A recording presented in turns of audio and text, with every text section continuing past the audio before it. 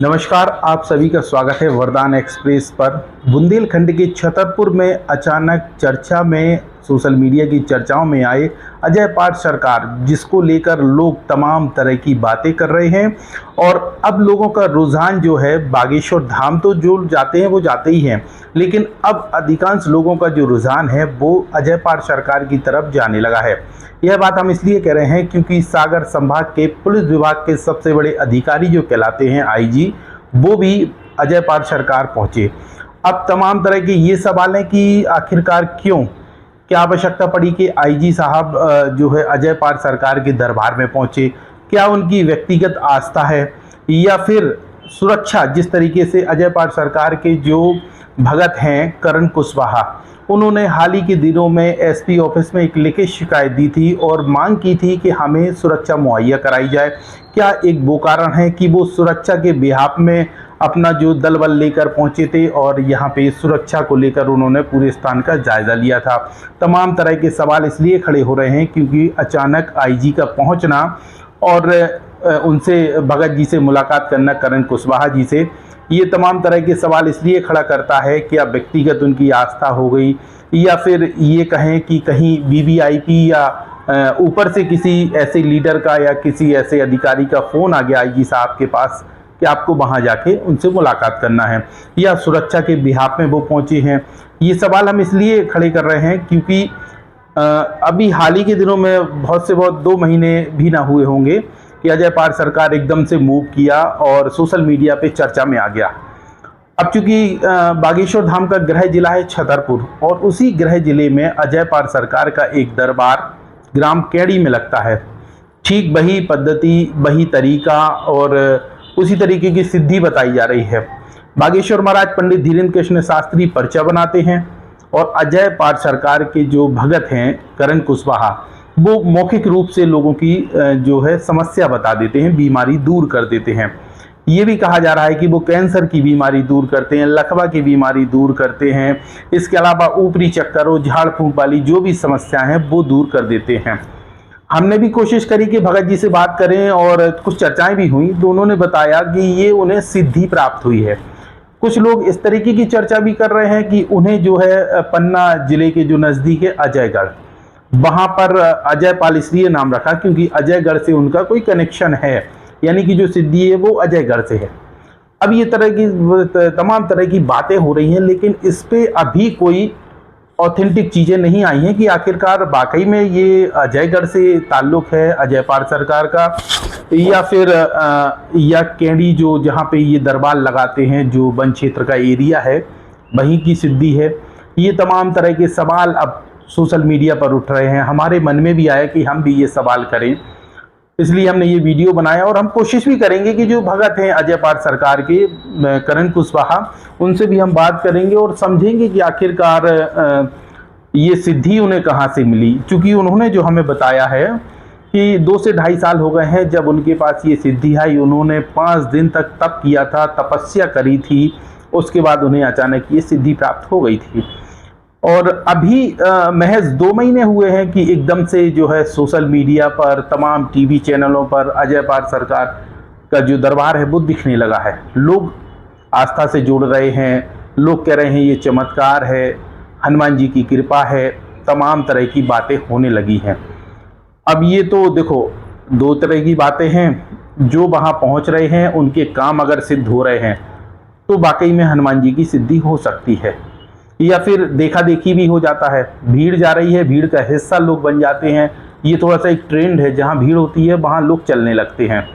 तो क्या भीड़ का हिस्सा है, ये भी कहा जा सकता है, या वाकई में लोगों के काम सिद्ध हो रहे हैं, ये भी एक विषय हो सकता है। लेकिन सबसे बड़ा सवाल यही है कि सागर रेंज के जो आईजी हैं मिथिलेश शुक्ला, वो अचानक अजय पाठ सरकार क्यों पहुँच गए। ऐसी क्या बात हो गई कि आईजी साहब को वहां पहुंचना पड़ा। उनके साथ क्षेत्रीय थाना प्रभारी मौजूद रहे और भी जो पुलिस के अधिकारी हैं वो भी साथ में थे, अमला पूरा था। अब हमने जो आपको अभी पहले बताया कि उन्हें चूंकि खतरा, उन्होंने बताया, एक आवेदन दिया एसपी ऑफिस छतरपुर में, और अगम जैन जो एसपी साहब थे उनको एक आवेदन दिया, उस मुलाकात भी की। उन्होंने लिखा कि हमें सुरक्षा मुहैया होनी चाहिए और हमें सुरक्षा की आवश्यकता है, यानी कि इन्हें या तो जान का खतरा है या कहीं से धमकी मिली है, जो भी विषय हो वो अंदर की बात है।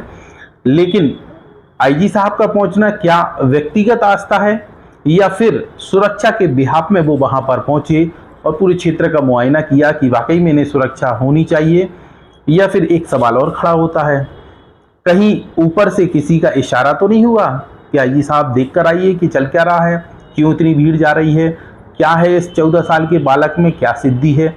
ये भी एक सवाल हो सकता है, क्योंकि अधिकारी होते हैं, अपना दिमाग से तो तेज होते ही हैं जब तो वो अधिकारी हैं।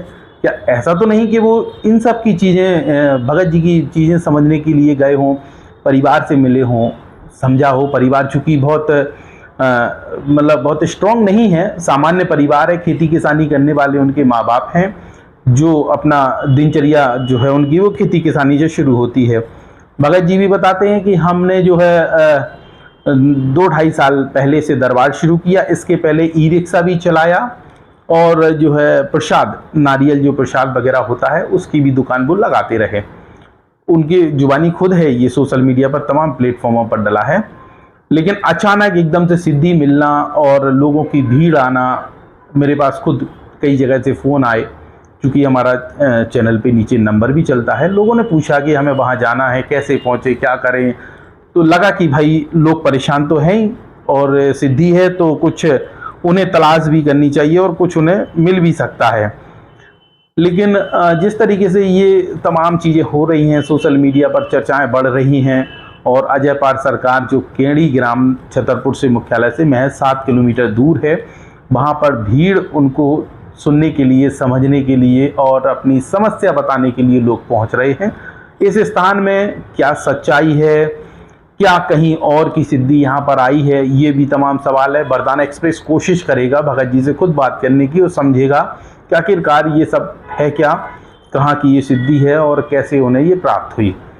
अच्छा, एक चीज़ और है, कुछ लोग सोशल मीडिया पर ये भी बता रहे थे कि वो अपनी हथेली से कुछ ऐसा करते हैं कि उन्हें उस हथेली से ही सिद्धि आती है।